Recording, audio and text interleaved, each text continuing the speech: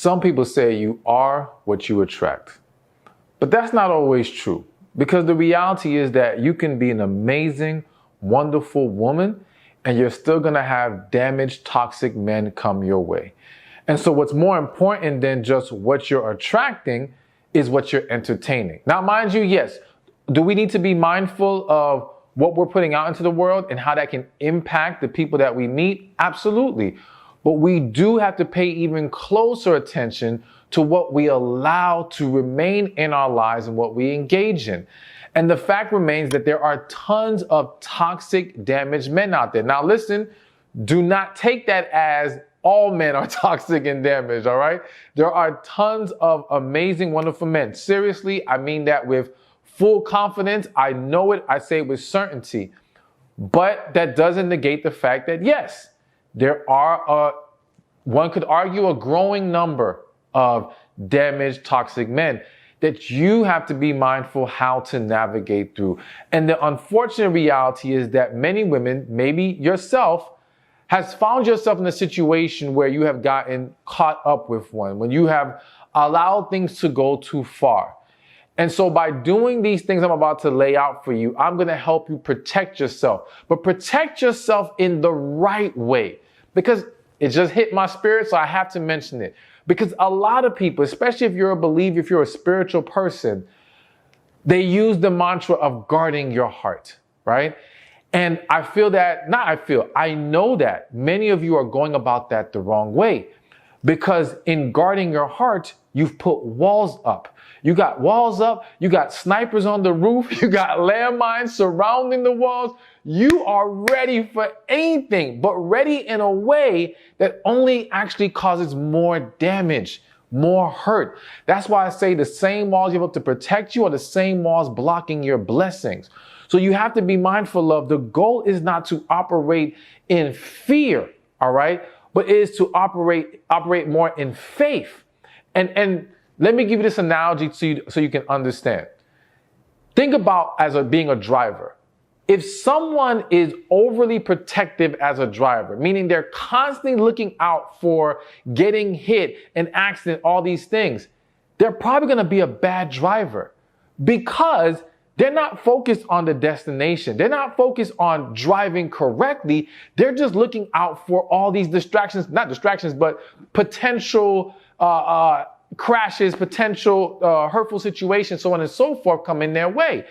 A good driver can drive and be intentional with their driving, but still be aware of their surrounding. All right? They don't have to be completely in a constant defensive mode.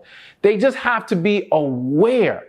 And that's what I want you to do. I don't want you to operate with walls up. I want you to operate with awareness and understanding that allows you to handle when things that aren't best for you come your way, but not to constantly be looking or projecting it onto situations when sometimes they didn't even exist. So let's get to it. The first way for you to protect yourself from damage or from toxic or damaged men while dating is to show up your most loving and positive self. Now listen, because I know some of y'all are like, hell no. That's exactly what got me hurt last time. No. Listen, being positive, loving, sweet, feminine, that's not what got you hurt. Who you dealt with, your selection process is what got you hurt. Your unwillingness to put up boundaries is what got you hurt. There's a lot of other things we're going to mention on this list. That's what got you hurt. But being loving and positive does not work against you. It works for you. And here is why. Number one, within this reason, when you show up as your positive, loving self, you increase your chances of a successful date for the first part, all right? And a higher chance of being able to connect with someone if there's something actually there. Because if you're coming in, again, too guarded, too negative, overly cautious in a way that puts a cloud over the experience, then you're going to push a man away. And you may say, well, if he's toxic, then great. Yeah, but what if he's not? And that's the problem. Many of you have gotten so accustomed or so conditioned to the belief of toxic men being everywhere that you can't recognize a good one when he's in front of you. Or you won't allow yourself to believe he's that good. You will start to look for something wrong in him to validate your perception that all these men are just trash, all right? But it's not true. By remaining in a positive mindset, positive energy, being loving, again, you allow yourself to be able to create a better environment for success, as well as, believe it or not, when you are this positive and loving person and this person is toxic, there are many scenarios where you will actually push the toxic person away because now they can't handle all your goodness. Like, unhealthy people struggle sometimes to be around healthy people. It is easier for them to go run to be around someone else who is toxic because it's more comfortable in that environment. It doesn't call them out. It doesn't put the spotlight on them and their issues. All right. So they're going to find that as a safer situation. And Lord, forgive me, because again, hitting my spirit, some of y'all are doing that. I say that with love, no judgment, but it's real. Some of y'all are running from potentially great situations into comfortable bad ones, into men who you are accustomed to. There's a saying that some women have, excuse my language, but this is the way it's said. Some women have this thinking of, why leave this asshole to go be with another asshole? Let me just stay with the one I'm already with, that I already know. Okay? And again, that's a very unhealthy mindset. You've got to get to a place where you remove those negative things, but we'll get into that later. The point is, again, being positive and loving will help expose that man a lot quicker. It will allow you to have more enjoyable experiences, even in moments where maybe things aren't meant to go any further than this, all right? As well as it will allow you to see if this person can connect with your true self. Because listen, that negative, scared person, that's who you are right now. But my prayer is by the time you're done with this video and taking certain steps, you're going to make progress and get to that next level of being healthy and happy. And so when that true self comes out, and if you can bring that out now in your dating process, you get to see which man can honor that. Because that's the thing. He has to be able to honor your positive and loving self. He has to be able to respect your positive and loving self. He has to be able to appreciate your positive and loving self.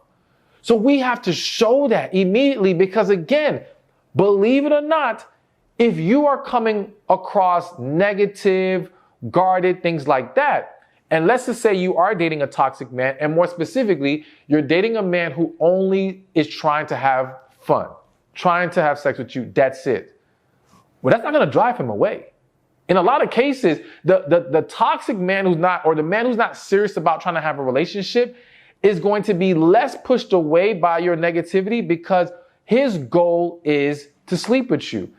And so to him, I don't have to tolerate this for too long. I just want to get what I want to get. The guy who's actually trying to have a serious relationship is going to put more weight on that, is going to more likely be pushed away from it.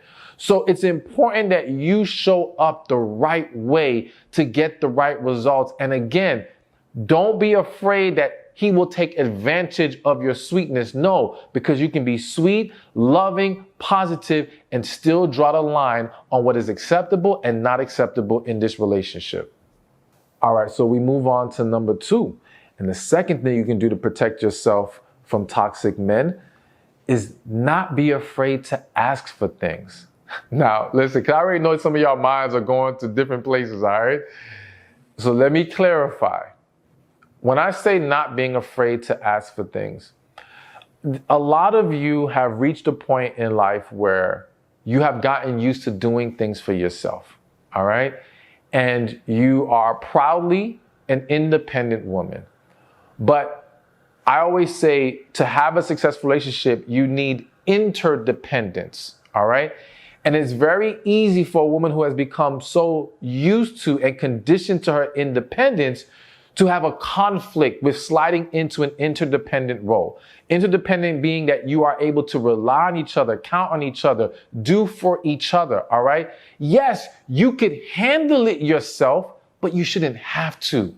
All right. If he's going to be the man that you can share your life with, that you can join together with, then he has to show that he's capable of stepping up in certain areas. He has to show a willingness to do for you. And now, yes, some of you may say, well, why should I have to ask? He should just offer. Granted, he should be offering and looking for ways to be helpful. But if you give off the vibe that I always got it taken care of, or you constantly reject his offers, because that's the thing. As a woman who has gotten used to doing it herself, you may not have even realized how much you turn down his offers.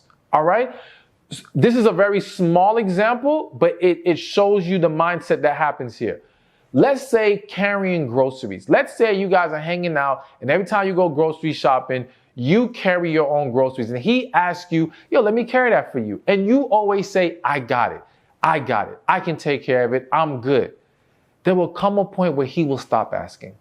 Not because he's unwilling to do it, but you have repeatedly told him, I got this. I don't need you to do this. All right. And so now a man's not going to keep trying to push the issue. He's just going to let it go. And this happens at a greater level in so many ways. I was just speaking to a close friend at the gym, and we talked about a friend of his who's been going through some depression, a woman. And one of the issues that she expressed to him was feeling like nobody has her back, nobody checks on her. And what came to me to ask him was, is this a woman who they feel like always has it together? Because what I have seen in life, and this can happen to men and women, but we're talking about women here, is that when you become the rock in your family or in your friend circle, when you become the one that's always, I got this, and you're either afraid to ask for help or uncomfortable with it, or you shoot down help, people start to become conditioned to thinking you're always okay. I don't have to check on you. You're strong. You're going to be fine. Anytime I ask you if you need, nah, you good. You got it.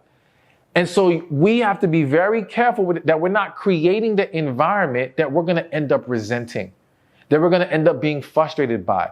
And so now in romantic relationships, this happens all the time, where the woman starts off not wanting to ask, constantly declining, getting with the man, maybe even getting married. And now you're in an environment where he does not do for you like that, where he does not take initiative. So we've got to establish early that, no, that's not the way this goes. So yes, it doesn't mean you have to ask him for money, okay? It doesn't mean you have to ask him for crazy things that may make the situation uncomfortable.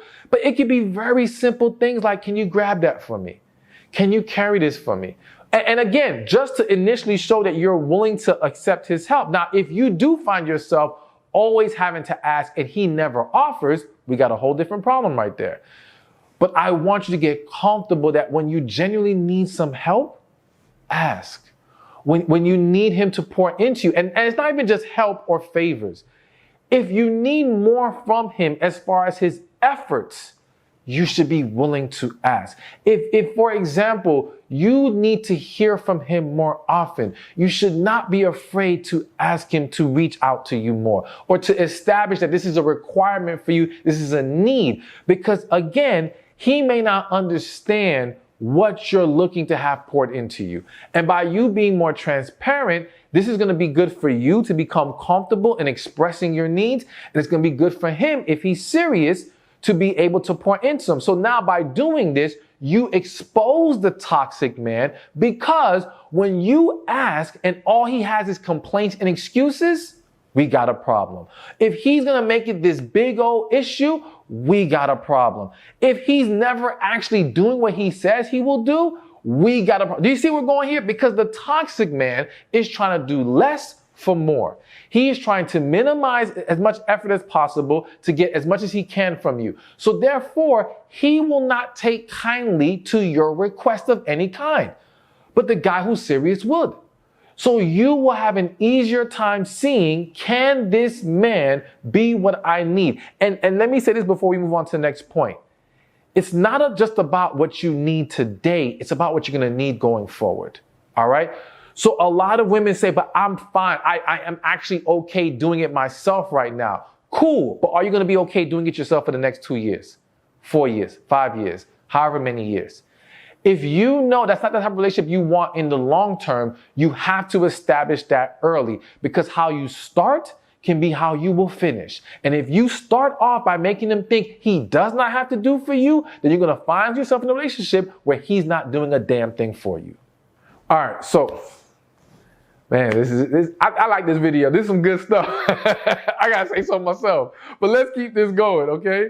So the next one on this list of ways to protect yourself from toxic men while dating is waiting to have sex. All right. We got to talk about it because it's real. And listen, I always want to acknowledge that I know for many people, the idea is, well, for many believers, the belief is, okay, we should wait till marriage. That should be understood and established. And I'm not disagreeing that is the best approach to take overall. However, I acknowledge the fact that many will struggle to wait that long. I'm no different. I have struggled in my life. So I have to discuss this within the context of those who may not wait that long, but why you still should wait for at least a certain period of time. Now, what that period of time is, I'm not here to put an exact time frame on it. I'm not going to say 90 days, 120 days or whatever. But what I will say is you have to wait long enough for you to be able to say with some level of confidence, I know what I'm getting myself into. That's part one. There's a couple other parts of this, but part one is I know what I'm getting myself into. So let's give an example. If you have established, you need to establish with this man, where's he even trying to go with this? The last thing you should be doing is having sex with the guy before you even know if he wants a relationship or not, while you know you do. Now, if you want to be casual, that's one thing. All right. That's your choice as a grown woman. But if you know you're looking for something serious, then doing that before you know where his head is at is a huge mistake. And it's a setup for disaster for so many women and so much disappointment. So we have to know, okay, where are you trying to go? What are we doing here? Part two of it is, what kind of guy is he? Now, listen, I understand that we may not always know all the answers about this person. And we may, there's always things to learn sometimes about people because people aren't always as transparent as they need to be. But you have to have some bit of a foundation of, I have at least a decent idea of what kind of character, what type of individual this is. Now, granted, we can argue that, especially if he's a toxic man, that he can play a role, that he could try to make you think he's this kind of guy. But here's the thing. The majority of toxic, unhealthy men are not going to play the perfect role for months on end just so they can sleep with you, especially in today's world. What did I say in the last point? The toxic man wants to do less for more. He's not going to put his best foot forward. And when I say best foot forward, understand this. He may remain in your life in some capacity. Talk to you here and there. Maybe you link up for dates here and there. But he's not going to be consistent with his actions, on point, pouring into you all these things just to wait to have sex with you. That's not what's happening. All right. In the majority. Are there exceptions to the rule? Of course. There's always exceptions. But the majority of cases are not like that. So by waiting, you will weed out most of the men who are just there trying to play games and not be serious with you. Men who will wreak havoc in your life. All right. So by waiting, you give yourself time to expose how serious is he.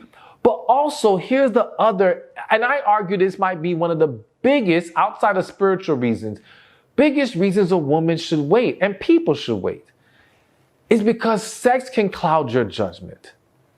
And the reality is that once you start to have sex with this man, unless it's bad sex, then that might help set you free. Right? That might make it easier for you, right? But here's the crazy thing that I think a lot of women may not understand because a lot of women aren't being forthcoming about it. Plenty of women have become attached to men even with subpar sex. All right? Because it wasn't the quality of the sex that kept them there. It was the giving of themselves. It was the hope for more. It was the fear of being alone. It was the things that are attached to it, not actually the quality. So if a woman can get caught up and blinded by simply having it with a man, then you better believe if it's good, it's going to be a problem for most, okay? Let's just be real. It's going to be a problem. So now you have sex with this man too soon. You didn't know what kind of dude he was. You didn't know what he wanted, where he wanted to take this relationship, this situation. And now you're attached. And now those red flags start to look a little yellow because you're trying to look past it. You're trying to rationalize because you want to hang on to this great intimacy that he may be providing. And believe it or not, some men know how to use that to their advantage, to remain in your life while being a toxic presence. All right? They know you're attached to that, and they will use that to their advantage.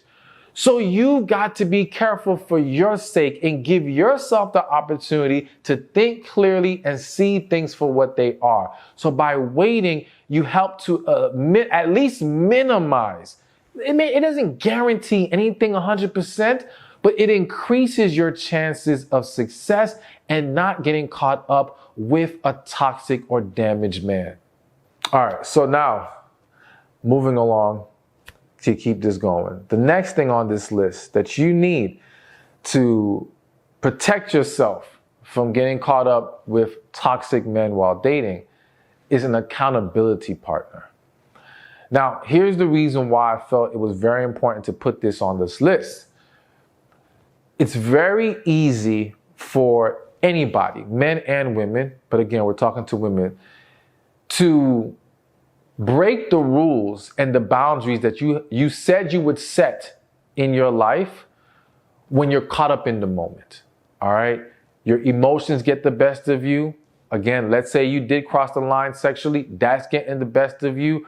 Just a desire of having someone there. There's so many things that can play a role. The pressure of society or family about you having a relationship, maybe you even having kids and you feel like, well, this is my chance, the pressure of age, all these things can cause an individual to start to settle, to start to be more lackadaisical or more relaxing their standards in a way that can become very unhealthy or that is unhealthy. And so by having an accountability partner, by knowing that someone is watching, it at least increases your chances of staying on the right track. Now, I understand not everyone has someone they can talk to. I'm going to have a solution for that at the end of this point. But for those of you who have, whether it be a good friend, your mother, your sister, whoever, someone that you can talk to and you can tell them, listen, check me on this.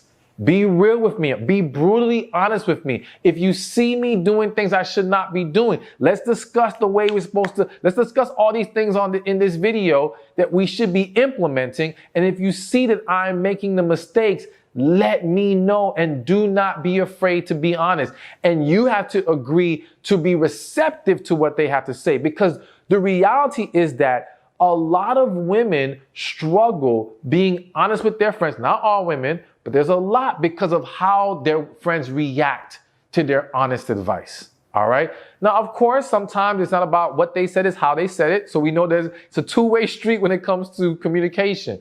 But I have spoken to a lot of women who stopped trying to give guidance to their friend because they were just rejected, or they would get mad at them. And it's like, all right, to keep the peace, if that's what she wants to do, she's a grown woman. But that's not helpful to anybody.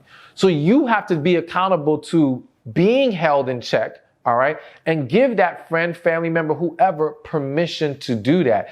And stay on the right track. This is going to be extremely, extremely helpful to you, all right? And be honest about what's going on, because they can't hold you in check if you're gonna lie about what happened. You can't be acting like you didn't cross the line of having sex when you did, because now how's she supposed to help you, or he? Because let me say this, the accountability partner can be a he or she. But whether it's a he or she, here's a very important thing that has to be included in who you select. They have to be positive, healthy people. Now, I know that just eliminated some of the people out of all y'all lives, right? I know that just made it really hard, okay? But listen, and this is why, again, I'm going to have a solution for you, but we have to be very careful with taking guidance from people who are also coming from a very hurt, broken, damaged place. They may have good intentions, but they may be evaluating through their pain, and that does not allow them to see things clearly either. And therefore, they will give you bad advice. All right. They will interject themselves into the situation rather than understanding this is your situation, and they have to look at it from being in your shoes. All right. So be mindful of that. Now, if you do have some healthy, positive people around you, great, go to them. If you do not, my solution for you is take advantage and join my special coaching program. All right. Because in this group, you have other like-minded women who are all on the path to healing or have already healed and they're still in the program, who are bettering their lives, tapping into their feminine energy, learning how to heal, learning how to find their purpose, all these wonderful things and more, learning how to meet relationship-minded men. All right. It's going to change your life. So, and you get to talk to me twice a month, live coaching calls where you can have your questions personally answered. Go to receivingmyblessings.com. All right. Or click the link in the description or in the comment section and join today. You are going to love it. All right. So here's another one that's extremely important. Kind of mentioned it just a second ago, but let's dive deeper. The other way to protect yourself from toxic, damaged men is to heal from your past. All right. So, excuse me. The reality is that when we have not healed, when we are operating out of a place of brokenness, and please, when you hear me say brokenness, do not be offended by that. Or I hope you won't be. I hope you understand that it's just speaking to the reality that the hurt has broken pieces of us. It has made us struggle to function in a healthy way when we have not resolved it. All right. And because of this, becomes very likely for someone to now get with the wrong person. I've said many times that the person who has not healed is 99% likely to choose the wrong individual to be with. All right. Now, it may not be exactly 99%. I never did an official study, right? But from all my years of coaching, all my years of doing this, I'm pretty confident in saying if it's not 99, it's really close. Okay.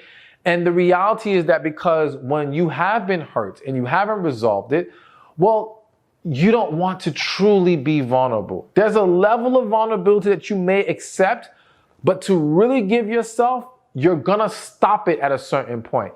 And so now the person that you would have a real connection with, the person that true love can exist here, that will make you feel too vulnerable. It will push you past the line. It will make you scared. It make you overwhelmed, and you will run for cover or you will sabotage the situation.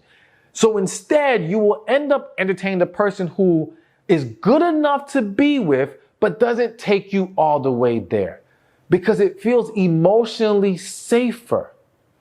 So now this is the perfect opportunity for toxic, damaged men to come into your life. It goes back to what I said earlier, how when we are operating out of brokenness and we have not resolved it, that it becomes more comfortable to be around other damaged, broken people. And to be around a healthy person feels like it's too difficult. You may feel inadequate, be intimidated. Now, what I hear, the voices I'm hearing in my head from people watching this is, well, everyone is broken. Everyone has issues. No one's really fully whole out here. No, stop with that. Stop with that. That's such in all due respect, it's a cop-out. It's a cop-out that people use to validate their own issues and do nothing about it. Okay?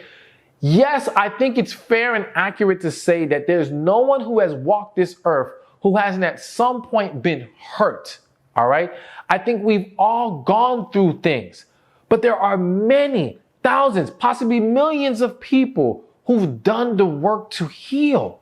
Now, does that mean that hurt will never come again? Of course not. Does that mean they may not have to go through a process of healing again? That they won't have to do it again? Of course not. It may come back around at some point, but as they stand right now, they have healed, and at the very least, healed to the point that those past experiences, hurts, and disappointments are not negatively impacting their present. Now, what I have to say is some of you may think it's not negatively impacting right now. Some of you may think, like I remember real quick, many years ago, to make a long story short, I had a woman who emailed me, and she had a boyfriend, the family didn't like him, and they were going through all these issues, and she didn't know what to do. And something in my spirit was like, there's something you're not telling me. Like you're asking me advice about this scenario, but there's something deeper that you're not being honest about. So and this is all through email. And I told her that. I said, I feel something, my spirit is telling me there's something you're not telling me. What is it? What happened to you? And she said her father molested her. But she followed that with, but what does that have to do with anything happening now? And that's the thing. There are people who have detached their past traumas and hurts from what their life is right now, not understanding that it definitely correlates. It is having an impact. This guy that she was with, who, again, long story short, was not best for her, a lot of that stemmed from what she went through with her father and had not resolved. So we have to be mindful of not thinking that, oh, it's not playing any role here. If you haven't resolved it, it's playing some kind of a role. You have to be able to say, I addressed this, I faced this, I resolved this, I released this from my system. Then we can say, okay, cool, you're fine. Other than that, you got to do the work. So bottom line is, you want to avoid toxic men, you've got to heal. Because going back to my original statement when I opened this video up, though you could be a great woman and still have toxic damaged men come your way, if you are a woman holding on to past damage and hurt, yes, you will increase the chances of attracting more or constantly attracting nothing but toxic men. And even when the healthy man tries to come your way, it won't work because you're not at a place to receive that man. All right, so to be honest with you, I had a longer list, but I wanted to let things flow, and I went longer with some of these points, and I thought it just, it is what it is. So I'm gonna make a part 2 to this video in the future, but I'm gonna give you one more bonus one, all right? And like I said, there's many more things to discuss. We'll leave that for the other video, but here is the bonus thing you can do to avoid toxic men while dating. Don't give them any damn money. Do not give this man money. Now, here's why we got to talk about this, and I had to put this on here. One, let me start with the fact that in today's world, the rise of scammers is through the roof, all right? And I have endless stories of women meeting men who are asking them for money. Men who don't live in this country, sometimes men who do live in the country, sometimes men who live down your block, all right? It doesn't matter where they are, but these men are getting bolder and bolder with asking women for money. And here's the thing. Let me be real with y'all. I'm not a fan of, a man asking a woman for money. I'm not a fan of a woman giving him money, even in a relationship. However, I'm willing to make some level of an exception for that. If you have done your due diligence, you guys are committed to each other, you have evaluated, at least to the best of your ability, that he has good character and is reliable enough. If you want to give or loan whatever him some money, that's up to you. But if you're going to do it, do not give more than you're afraid to lose. Do not give more than it would cause you to become more attached. Because here is one of the problems. There's a lot of women who got, I hate using the word stuck, but who have struggled to walk away from a toxic, unhealthy man because you don't put too much money in the game. Women already have a hard time walking away from their investment in general, emotionally or whatever. But let's just say one story that comes to mind. You gave this joker $5,000. Some of y'all just gasped. Like, did she really just give $5,000? Yes, all right? $5,000. And it wasn't $5,000 that you could just throw away $5,000. No, it was $5,000 that it's going to hurt you if you don't get it back. And so now this same woman I'm thinking about, she did not want to completely end the relationship because she was afraid she was going to never get back her $5,000. So she kept holding on, trying to push things along, hoping she can squeeze the money out of him little by little so she can get her $5,000. Well, lo and behold, she never got her $5,000. And eventually she had to, it all blew up. I don't even think it was her who left initially. It was him who broke up with her. And it's just a whole nother story. The point is, it can cause a lot of problems. If you only give what you can walk away from, if you're going to give it. But the other reason why I had to add this on the list is because bottom line is, it's just I'm not saying it's impossible for a genuine guy who loves you to be in a situation where he may ask for money. And again, I think the guy who genuinely loves you, if he does ask, it would more than likely be after you guys are in a committed relationship and probably after he's already poured into you in that way as well. All right. But there are exceptions to every rule. But the point is, the guy who's comfortable to ask while you're just dating is more than likely trying to use you. Because as I've said in a different video, men, when they're trying to get with you, date you, move forward to a committed relationship, they want to impress the woman they're into. And men know innately that, and from what we've been told by society, that finance is a real issue with women. So to basically say to her, I'm so broke to where I have to ask you for money, the guy who's really into you is not likely to want to take that risk. He would rather go ask somebody else. And that's the thing. If this man is asking you and can't ask nobody else, that's already a sign he's either not good for it, all right, or he flat out wants to use you. Because if he was really an upstanding dude that is reliable, why doesn't he have anyone else he can go to? That should tell you something. But anyways, just avoid it. Again, in the dating process, I'm really against it completely. Once in a relationship, it is at your discretion. But again, make sure you can walk away from it. Make sure this is a guy that you're okay giving that money to. But ultimately, I would just leave it alone. Hey, thank you for watching this video. Be sure to check this one out right here.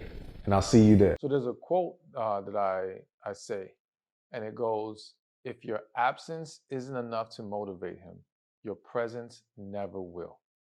So essentially, if losing you, if you walk